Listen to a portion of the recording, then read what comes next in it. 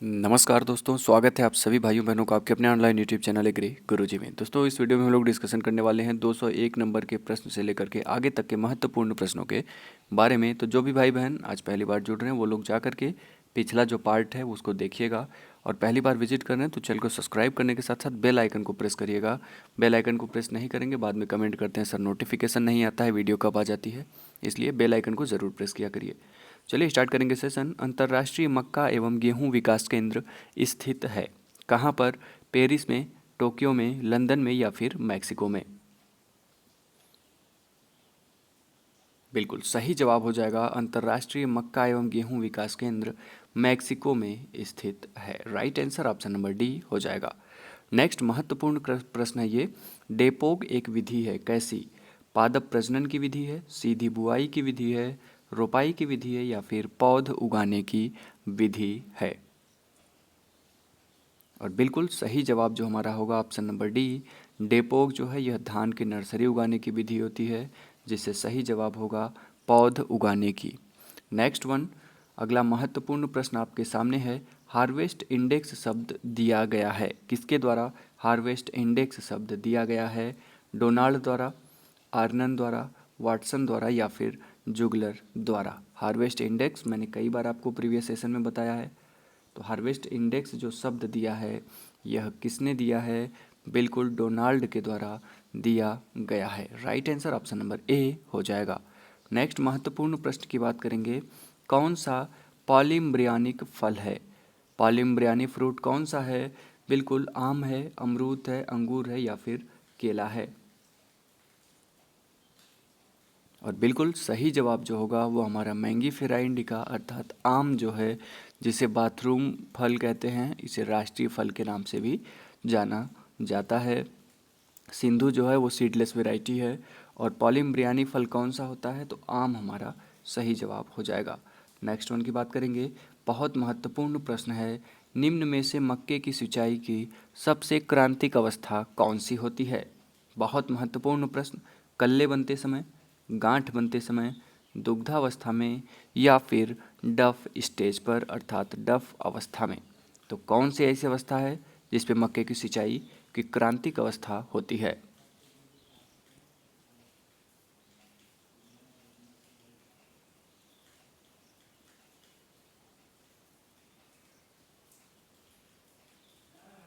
बिल्कुल सही जवाब जो हो जाएगा वो क्या हो जाएगा? दुग्धावस्था पर मक्के की सिंचाई की सबसे क्रांतिक अवस्था होती है। बात करेंगे अगले महत्वपूर्ण प्रश्न की। भारत में कृषि योग्य भूमि का अधिकांश भाग वर्षा श्रेणी के अंतर्गत आता है। तो बिल्कुल कौन कितना ऐसा अधिकांश भाग है जो कितने सेंटीमीटर वर्षा के अंतर्गत आता है? और बिल्कुल सही जवाब जो होगा इस प्रश्न का वो हो जाएगा 750 से 1150 mm वर्षा वाले क्षेत्रों में सर्वाधिक क्षेत्रफल आता है। अगला महत्वपूर्ण प्रश्न है। असिंचित क्षेत्र के लिए गेहूं की उपयुक्त वैरायटी कौन सी है? HD 2733, HUW 468, PBW 343, C 306। इनमें से कौन सी ऐसी वैरायटी है जो असिंचित क्षेत्र के लिए उपयुक्त मानी जाती है? और बिल्कुल सही जवाब जो होगा वो C 306 जो है गेहूं की वैरायटी, यह असिंचित क्षेत्रों के लिए उपयुक्त मानी जाती है। अगला महत्वपूर्ण प्रश्न। गेहूं के प्लांट आइडियोटाइप की अवधारणा किसने दी है? मैंने कई बार बताया है कि जो प्लांट आइडियोटाइप की अवधारणा है यह CM डोनाल्ड महोदय के द्वारा दिया गया है। Right answer option number B हो जाएगा। वहीं बात करें हम लोग अगले महत्वपूर्ण प्रश्न की। आनुवांशिक शब्द को किसने दिया है? लेमार्क ने, बेटसन ने, वोल्फ ने या फिर चार्ल्स डार्विन ने? तो जो हमारा आनुवांशिक अर्थात जेनेटिक्स शब्द है इसके प्रतिपादक कौन हैं? और बिल्कुल बेटसन महोदय हैं आनुवांशिक शब्द के प्रतिपादक। सही जवाब ऑप्शन नंबर बी हो जाएगा। अगर बात करें वहीं हम लोग नेक्स्ट वन की, अगला बहुत महत्वपूर्ण प्रश्न आपके सामने। स्ट्रोमा और ग्रेना पाए जाते हैं। स्ट्रोमा और ग्रेना जो हैं ये कहाँ पाए जाते हैं? क्लोरोप्लास्ट में पाए जाते हैं, माइटोकॉन्ड्रिया में, न्यूक्लियस में या फिर वैक्यूओल में? बहुत महत्वपूर्ण प्रश्न है ये।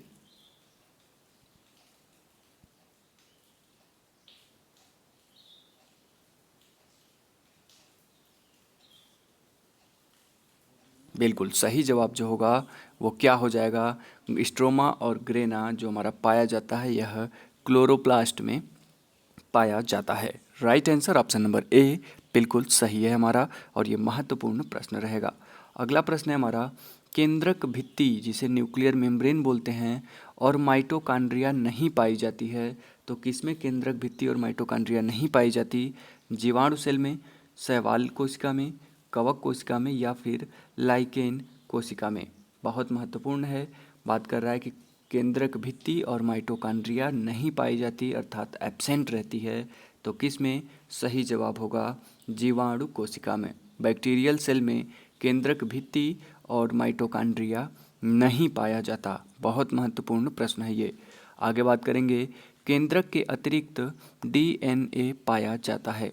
केंद्रक में तो डीएनए रहता ही रहता है, उसके अतिरिक्त डीएनए किस में पाया जाता है? केवल माइटोकॉन्ड्रिया में, केवल हरित लवकों में, माइटोकॉन्ड्रिया और हरित लवक दोनों में, या फिर कोशिका भित्ति में? केंद्रक में डीएनए रहता है, उसके अतिरिक्त किस में पाया जाएगा? तो बिल्कुल सही जवाब होगा माइटोकॉन्ड्रिया और हरित लवक दोनों में हमारा डीएनए पाया जाता है। किसका डीएनए? पौधे का डीएनए। सही जवाब ऑप्शन नंबर सी हो जाएगा। नेक्स्ट क्वेश्चन है, पर परागित फसलों में अंतः प्रजनन बढ़ाता है। जो पर परागित क्रॉस पॉलिनेटेड फसलें हैं उनमें जो अंतः प्रजनन होता है वह क्या बढ़ाता है? तो बिल्कुल कई बार बताया गया समयुग्मजता को बढ़ा देता है। चलेंगे अगले प्रश्न की तरफ। अगला महत्वपूर्ण प्रश्न है, प्योर लाइन विधि प्रजनन के लिए होता है मक्का, बाजरा, सूर्यमुखी या गेहूँ? जो प्योर लाइन प्रजनन की विधि है यह किसके लिए सूटेबल रहती है? तो मक्के के लिए, बाजरे के लिए, सूर्यमुखी के लिए, या फिर गेहूं के लिए? बिल्कुल सही जवाब जो होगा वो हमारा हो जाएगा option number D, Triticum aestivum. Option number D गेहूं सही जवाब होगा। अगला महत्वपूर्ण प्रश्न, साइसर शब्द ग्रीक शब्द से लिया गया है। साइसर एरिटिनम चने का वानस्पतिक नाम है, और जो साइसर शब्द है यह ग्रीक शब्द से लिया गया है। वह ग्रीक का कौन सा शब्द है जिससे साइसर की उत्पत्ति हुई है? बहुत महत्वपूर्ण सवाल है ये।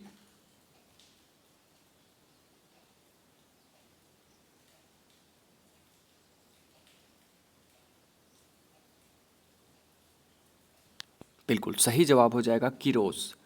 ग्रीक शब्द किरोस से उत्पत्ति हुई है किसकी? साइसर की। ऑप्शन नंबर ए बिल्कुल किरोस हमारा सही हो जाएगा। Very important question. Next one की बात करेंगे, गेहूं में पर्लिंग इंडेक्स, जिसे पियरलिंग इंडेक्स भी आप लोग प्रोनाउंसिएट कर सकते हैं, वह किसके द्वारा ज्ञात किया जा सकता है?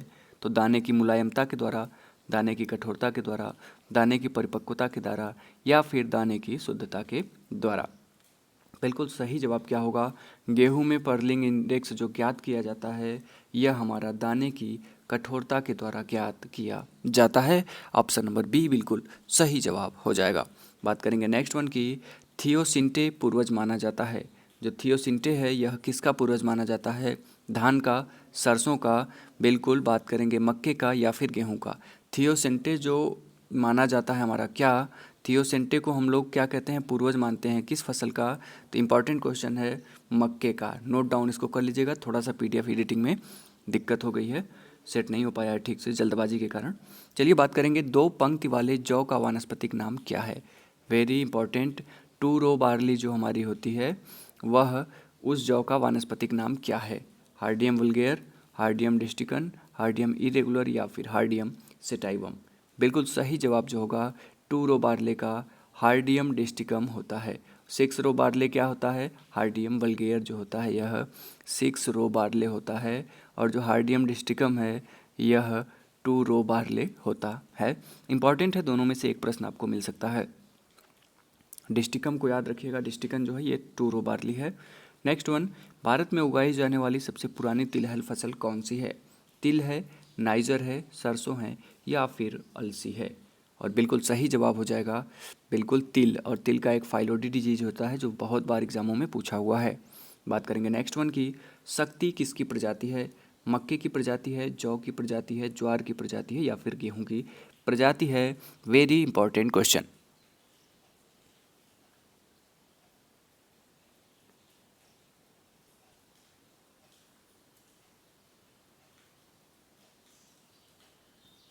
बिल्कुल सही जवाब हो जाएगा मक्के का। शक्ति जो है यह मक्के की प्रजाति है। ऑप्शन नंबर ए बिल्कुल राइट आंसर होगा।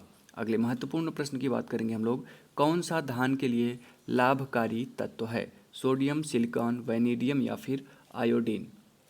इन चारों में से धान के लिए लाभकारी तत्व कौन सा होता है? और सही जवाब हो जाएगा सिलिकॉन।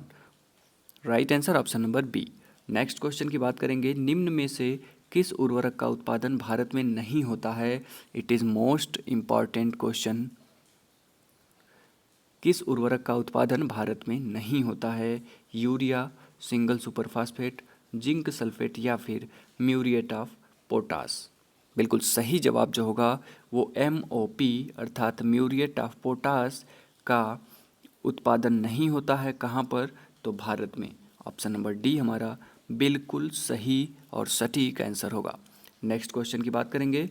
पौधों में पोषक तत्वों को अनिवार्यता की कसौटी का सिद्धांत किसने दिया है? यहाँ पर थोड़ा सा टाइपिंग एरर है। पौधों में पोषक तत्वों के रहेगा ये के अनिवार्यता की कसौटी का सिद्धांत किसने प्रतिपादित किया है या कितने प्रस्तुत किया है? DI Arnon, EA Mitscherlich, Theophrastus, DL Russell?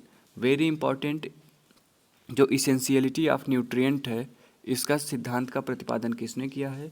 और सही जवाब हो जाएगा DI आर्नोन ने किया है इसेंशियलिटी ऑफ न्यूट्रिएंट के सिद्धांत का प्रतिपादन। नेक्स्ट वन की बात करेंगे। कौन सा जीवाणु NO2 को NO3 में परिवर्तित करता है? Very important question. Nitrosomonas, Nitrobacter या फिर नाइट्रोस्पाइरा? और सही जवाब क्या होगा आप सभी लोग जानते हैं। वह जीवाणु जो NO2 को NO3 में परिवर्तित करता है उसे हम लोग कहते हैं नाइट्रोबैक्टर। ऑप्शन नंबर बी बिल्कुल सही जवाब होगा। नेक्स्ट क्वेश्चन की बात करेंगे हम लोग। एनहाइड्रस अमोनिया में पाया जाता है कितने परसेंट नाइट्रोजन? 82%, 70%, 46% या फिर 20% nitrogen? Very very important question.